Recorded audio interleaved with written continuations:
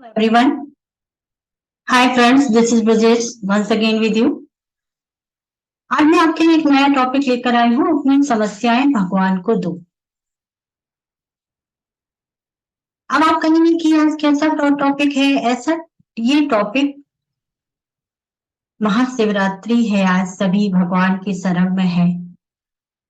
आप सभी को महाशिवरात्रि की बहुत बहुत शुभकामनाएं देते हुए मैं अपनी बात शुरू करती हूँ। हम सभी आज के दिन मंदिर जाते हैं, भगवान से प्रेयर करते हैं।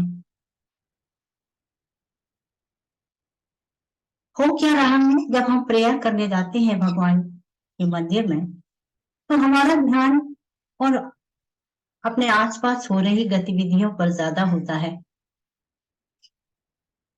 क्यों होता है? क्योंकि सभी मंदिर आए हुए होते हैं।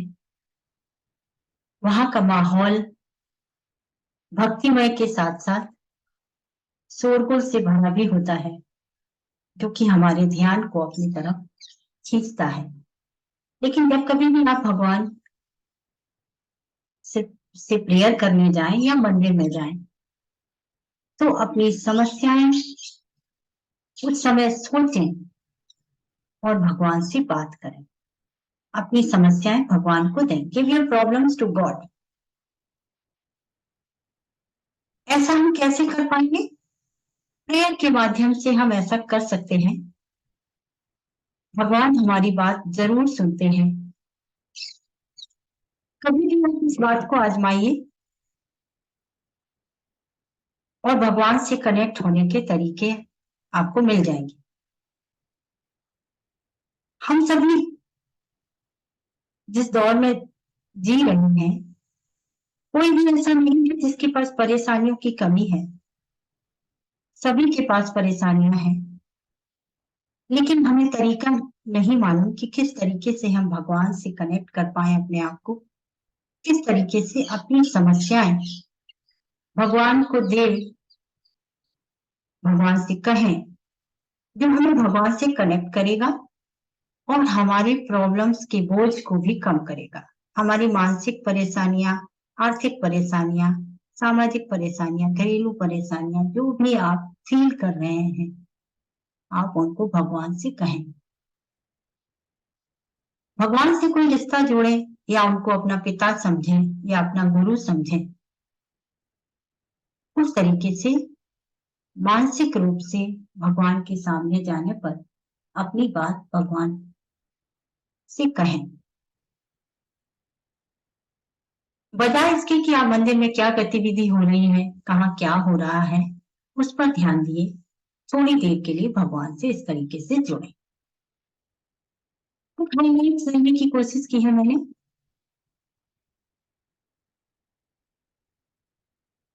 पहला है, जो आपको शांति देता है उसे प्राथमिकता दें।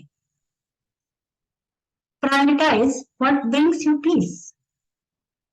अपनी प्रायोरिटीज क्लियर रखें, अपनी प्राथमिकताएं क्लियर रखें और ऐसी प्राथमिकताएं चुनें जो आपको शांति देती हैं। अब आप कहेंगे कि कैसी बात है? बात ऐसी है कि अगर आपको नदी के किनारे बैठ के शांति मिलती है तो आप उसे चुनिए। अगर आपको दोस्तों से बात करके सुकून मिलता है तो आप उसे हासिल कीजिए। अगर किसी की मदद करके सुकून मिलता है आपको तो वो हासिल कीजिए। मंदिर में जाके थोड़ी देर शांति से बैठकर अगर आपको सुकून मिलता है तो वो हासिल कीजिए। जो भी आपकी प्राथमिकताएं हैं, जिस तरीके से भी आपको शांति मिल सकती है, सुकून हासिल हो सकता है, उसको प्राथमिकता दीजिए। आज के भागम भाग वाली जिंदगी में बहुत सारे लोगों को मैंने ऐसे देखा है कि सुबह से शाम तक बिजी हैं। क्या बिजी है, किस चीज में बिजी है, उनको नहीं पता। और वो बिजीनेस क्या रिजल्ट्स दे रही है उनको, क्या वाकई उनकी लाइफ में शांति उनको प्राप्त हो रही है वो सब करने से, उनको खुद भी नहीं पता। वो खुद बिजी रहे हैं और दूसरों को भी बिजी कर रहे हैं। ना खुद सुकून में है और ना ही दूसरों को सुकून हासिल करने दे रहे हैं। कारण क्या है? आज के समय में किसी को भी पता ही नहीं है कि उनकी क्या प्राथमिकता होनी चाहिए और किस तरीके से उनकी लाइफ में सुकून आ सकता है। सुकून के कुछ पल खोजिए। सभी कुछ जरूरी है लाइफ में, लेकिन अपने लिए खुद की प्राथमिकताएं तय करना सबसे ज्यादा जरूरी है। Trends are necessary to make life more manageable. जीवन को अधिक प्रबंधनीय बनाने के लिए अनावश्यक चीजों को कम करें। अभी कुछ दिन पहले की बात है, हमारे यहाँ एक महोदय मिलने आए। संडे का दिन था, हम सभी ने कहीं जाने का प्लान किया था, किसी रिलेटिव को विजिट करना था। वो महोदय आए, हम लोगों ने चाय के साथ उनका स्वागत किया, उनके साथ समय बिताया और 2-3 घंटे बिताने के बाद भी उनके आने का कारण हम लोगों की समझ में नहीं आया। जाते जाते उन्होंने कहा कि फिर कभी आऊंगा, फिर भी आऊंगा, फिर मिलने आऊंगा। मेरा मन किया कि मैं उनसे पूछूं कि आपको मिलना अच्छा लगता है लोगों से, इसलिए आप मिलने आए हैं, या कोई पर्पसफुल विजिट थी? नहीं नहीं, हम यहीं से ही गुजर रहे थे तो हमने सोचा आपके साथ समय बिताएं। अच्छा लगा उनसे मिलके, लेकिन साथ ही साथ हमारे परिवार का पूरा दिन, जो भी हमने खुद ने प्लान किया था अपनी फैमिली के लिए, अपने रिलेटिव से मिलने के लिए, जो कि तकलीफ में थे, जो कि हमारा जरूरी काम था, उस दिन हमारी प्रायोरिटी थी, उसको उन्होंने डिले कर दिया था बेवजह। तो बिना मकसद के किसी से मिलना या बिना सूचना दिए किसी से मिलने पहुंच जाना अचानक, और वो भी बेवजह, ये अनावश्यक चीजें लोग आजकल कर रहे हैं। और पूछने पर जवाब इसी सा मिलता है कि हम यहीं से गुजर रहे थे, सोचा आपसे मिलते चले। अरे भाई, सामने वाले से पूछिए कि क्या वाकई वो अवेलेबल है आपके लिए। टाइम फिक्स कीजिए, आप जरूर मिलिए, मिलना भी जरूरी है लाइफ में। कभी कहा है प्लान नहीं करते लोग, प्रबंधन स्किल्स का यूज नहीं करते। ये आज के समय का एक नया तरीका हुआ है लोगों में। तो जीवन की जो बेवजह की चीजें हैं, अनावश्यक चीजें हैं, जो कि आपका टाइम लेती हैं, उनको अपनी लाइफ से ट्रिम कीजिए, उनको अपनी लाइफ से कम कीजिए, तो आपका लाइफ ज्यादा मैनेजेबल होगा, ज्यादा सुकून भरा होगा। Control your emotions. कई बार सड़क पर आपने लोगों को लड़ते हुए देखा होगा। क्या वजह थी? उन्होंने साइड नहीं दी, उन्होंने गाड़ी को ठीक तरीके से पार्क नहीं किया, जो कि दूसरे के लिए प्रॉब्लमेटिक था। इस तरह के इमोशंस गुस्सा लाते हैं, और कई बार दूसरे का गुस्सा अन्य लोगों के लिए जिन पर कि वो गुस्सा निकाला जाता है, वो फियर क्रिएट करता है, डर क्रिएट करता है। और ऐसी भावनाएं कभी भी सार्थक रिजल्ट्स लेकर नहीं आती। तो हमेशा कोशिश कीजिए, ये डैमेजिंग इमोशंस है, फियर, इनको पूरी तरह से कंट्रोल में रखिए। अब आप कहीं इतना इजी जी में, ये इजी नहीं है, लेकिन इस 1 मिनट के लिए अगर आप थोड़ा सा भी पेशेंस रखें, तो हो सकता है सामने वाला जो गाड़ी गलत तरीके से पार्क किया है, बोलने से ही अपनी गाड़ी को निकाल दे और आपको स्पेस दे। और अगर नहीं भी दे रहा है, तो आप निश्चित मानिए कि गुस्सा करने से भी वो चीज आप नहीं हासिल कर पाएंगे। तो बेटर यही होगा कि आपको डैमेज करे या दूसरों के इमोशंस को डैमेज करे, गुस्सा या भय, इसको खुद ही कंट्रोल कीजिए। आप इसको आसानी से कर सकते हैं अगर आप सोच कर चीजों को करना शुरू कर दें। अप्रोच प्रॉब्लम्स विद ए काम है स्पेस। शांत दिमाग से समस्याओं का सामना कीजिए। लाइफ है तो समस्याएं भी होंगी, समस्याएं हैं तो हमें इनको डील भी करना पड़ेगा। हर सुबह सोकर उठते समय भगवान का धन्यवाद कीजिए कि उन्होंने आपकी जिंदगी का एक और दिन आपको दिया है, जिससे कि आपका दिमाग शांत होगा और ज्यादा क्रिएटिव वे में सोच सकेगा और आप अपने पूरे दिन की प्लानिंग कीजिए, जिससे भी आप समस्याओं का सामना करने के लिए मेंटली रेडी होंगे और बेटर वे में उनको डील कर पाएंगे। Release resistance. ये रेसिस्टेंस क्या है? बहुत सारी चीजों को के प्रति हमारा नजरिया अलग होता है, जो कि हमें चेंज के लिए रेडी नहीं होने देता। तो हमें अपनी लाइफ में बहुत सारी चीजों को जाने देना सीखना होगा। Learn to let go. You can't change others. आप दूसरों को चेंज नहीं कर सकते, आपकी सराउंडिंग को आप नहीं बदल सकते, ना ही आप अपने पड़ोसियों को बदल सकते हैं, ना ही अपने दोस्तों को बदल सकते हैं, ना ही अपने रिश्तेदारों को बदल सकते हैं। अगर ट्रेन में सफर कर रहे हैं तो आपके सामने वाली सीट पर कौन बैठा है ये भी आप डिसाइड नहीं कर सकते। प्लेन में आप ट्रेवल कर रहे हैं तो आपके पीछे कौन बैठा है या साइड वाली सीट पर जो बैठा है आप उसे नहीं चेंज कर सकते, क्योंकि उसने वो सीट हासिल की है, उसने वो जगह हासिल की है। किसी ने आपके पड़ोस में रहना शुरू किया है तो वो उसका अपना स्पेस है, आप उनको चेंज नहीं कर सकते। तो लाइफ में लर्न टू लेट गो। छोटी मोटी चीजों पर ध्यान देना बंद कीजिए और अपनी एनर्जी को सेव कीजिए। अवॉइड करना शुरू कीजिए, इग्नोर करना सीखिए लोगों की गलतियों को, क्योंकि उनकी अपब्रिंगिंग कैसी हुई है, उन्होंने क्या किस चीज को कैसे लिया है, उनका एजुकेशन लेवल क्या है, उनकी इमोशनल लाइफ को थिंकिंग प्रैक्टिकल है या इमोशनल है, या कैसे चीजों को वो डील करते हैं, आप नहीं जानते।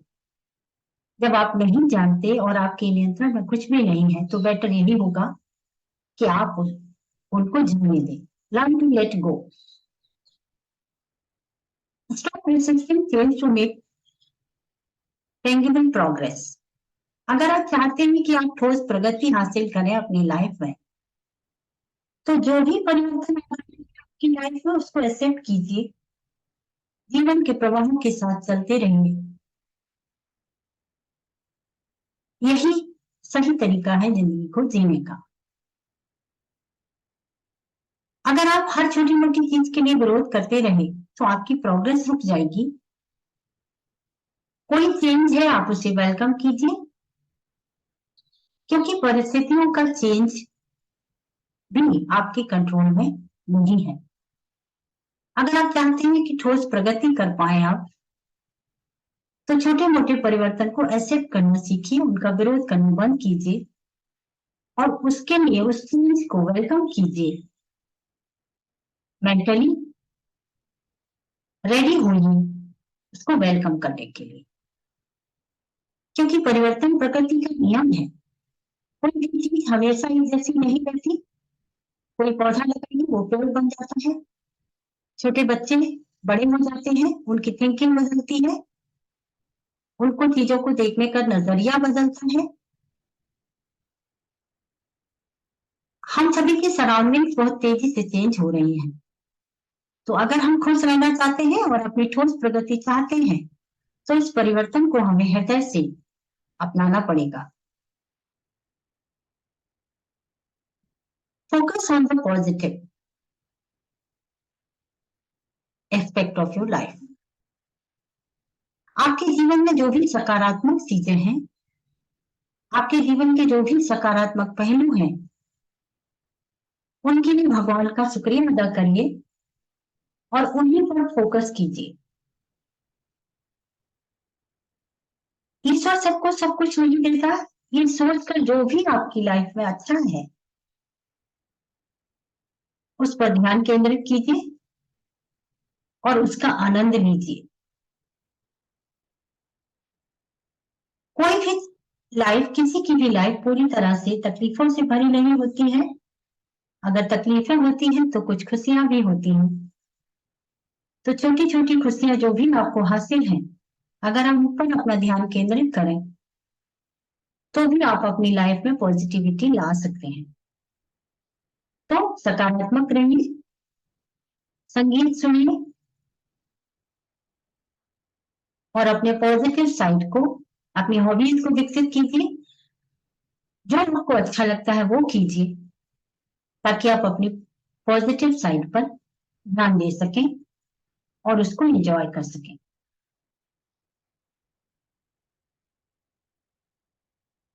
Be on the lookout for opportunities, अवसरों की तलाश में रहें। कई बार हमने लोगों को देखा है कि जब उनको कुछ करने का मौका मिलता है तो वे नहीं करते। सपोज आप कहीं जॉब कर रहे हैं और अगर आप उनसे उससे सेटिस्फाइड नहीं है उस जॉब से, तो आपको दूसरी जॉब की तलाश होगी। आप दूसरा जॉब ढूंढेंगे। जो चीज आपके नियंत्रण में है कि आप थोड़ा सा चेंज लाके उसे अपना सकते हैं, तो ऐसे मौकों का उपयोग करें, ऐसी अपॉर्चुनिटीज की तलाश करें। बिना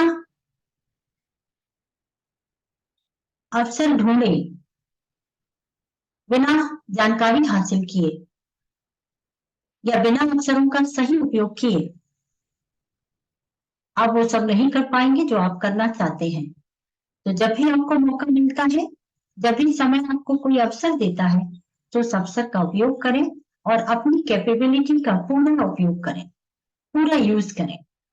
चाहे वो फिर दूसरों की मदद के लिए हो, आपके खुद के लिए हो या आपके अपनों के लिए हो। तो अवसरों की तलाश में रहें हमेशा। अगर आपको कुछ करने का मौका मिलता है तो उसे जरूर करें। लास्ट में मैं कहना चाहूंगी कि स्ट्रेंथन योरसेल्फ, अपनी ताकत को समेटें। आप अपनी ताकत को कैसे समेट सकते हैं? सब मिलाकर मैं कहना चाहती हूँ कि अच्छी आदतें डेवलप करें और मजबूत विचारों का पैटर्न बनाएं। Build healthy habits and strong thought patterns. मैं ये कहना चाहती हूँ कि हमारे पूर्वजों में, जैसे अब्दुल कलाम आजाद, लाल बिहारी शास्त्री जी, गांधी जी, बहुत सारे उदाहरण जैसे आपको देखने को मिलेंगे जिन्होंने अपनी लाइफ में हेल्दी हैबिट्स को अपनाया था। हेल्दी हैबिट्स और मजबूत विचारों के साथ उन्होंने अपनी जिंदगी जी। अब यहाँ पर मजबूत विचारों से क्या मतलब है और स्वस्थ आदतों से क्या मतलब है? हेल्दी हैबिट से हमारा मतलब है हेल्दी खाना, हेल्दी विचार, physical hygiene, social sensitivity, civic sense, ये सारी चीजें हेल्दी हैबिट्स में आती हैं। सिविक सेंस आजकल टोटली मिसिंग है हमारी सोसाइटी से। इसी तरीके से हमारी आदतें जो है, हमारा लाइफ स्टाइल जो है तेजी से बदल रहा है। हम कुछ भी खा लेते हैं, कभी भी खा लेते हैं, कहीं भी खा लेते हैं, बिना ये देखे कि हमारी प्लेट में जो है और हमारे पेट में जो जा रहा है कितना यूजफुल है और जाने के बाद ये हमारे लिए क्या रिजल्ट लेकर आएगा। सेम तरीके से हम हमारी अपने विचारों के पैटर्न पर ध्यान ही नहीं देते, हमारा कोई मजबूत विचार ही नहीं होता, हम भीड़ के साथ बह रहे होते हैं। जो सामने वाला कर रहा है वो हम भी कर रहे हैं, जो बहुत सारे लोग कर रहे हैं वो हम भी कर रहे हैं। बिना सोचे समझे कि वो किया जा रहा है, उसका क्या रिजल्ट है और वो कितना जरूरी है, कितना उपयोगी है खुद के लिए और समाज के लिए, इस सब बारे में हम सोचते ही नहीं। तो हमें क्या चाहिए कि हम स्वस्थ आदतें डेवलप करें अपने आप में और अपने परिवारजनों में, अपने स्वजनों में, और एक मजबूत विचार के साथ अपनी लाइफ को आगे बढ़ाएं। Take care of physical and mental health. शारीरिक और मानसिक स्वास्थ्य का ध्यान रखें। आज के समय में अपना शरीर स्वस्थ है या आप मानसिक रूप से स्वस्थ हैं, तो ये ईश्वर की बहुत बड़ी कृपा है आपके ऊपर, क्योंकि दूसरों की मदद तभी कर पाएंगे जब आप खुद की मदद करेंगे। शारीरिक रूप से स्वस्थ होंगे तो आपको डॉक्टर की जरूरत नहीं होगी, मेडिसिन की जरूरत नहीं होगी, किसी और के सहयोग की जरूरत नहीं होगी। और अगर आप मानसिक रूप से स्वस्थ होंगे, मानसिक रूप से मजबूत होंगे, तो कोई जल्दी आपको नुकसान नहीं पहुंचा सकेगा, तकलीफ नहीं दे पाएगा। इमोशनली आप स्ट्रांग होंगे। और मानसिक स्वास्थ्य हमारा कैसे अच्छा रह सकता है? अगर हम भगवान से कनेक्ट होते हैं, ईश्वर से जरूर जुड़ें। सुबह 5 मिनट, शाम को 5 मिनट भी अगर ईश्वर से आप जुड़ते हैं, प्रेम करते हैं और अपनी समस्याएं ईश्वर को देते हैं, भगवान को सौंपते हैं और उनकी शरण में रहते हैं, तो ये आपकी लाइफ के लिए बहुत अच्छा होगा। तो फ्रेंड्स, मैं अपनी बात यहीं पर खत्म करती हूँ। प्लीज लाइक कीजिए, दूसरों के साथ शेयर कीजिए और भगवान को अपनी प्रॉब्लम सौंपिए, उसकी शरण में रहिए, उससे कनेक्ट करिए, ईश्वर को प्रणाम करिए और जो आपने हासिल किया है, जो ईश्वर ने आपको प्रदान किया है, उसके लिए शुक्रगुजार रहिए, उसके लिए उनके आभारी रहिए। Thank you very much.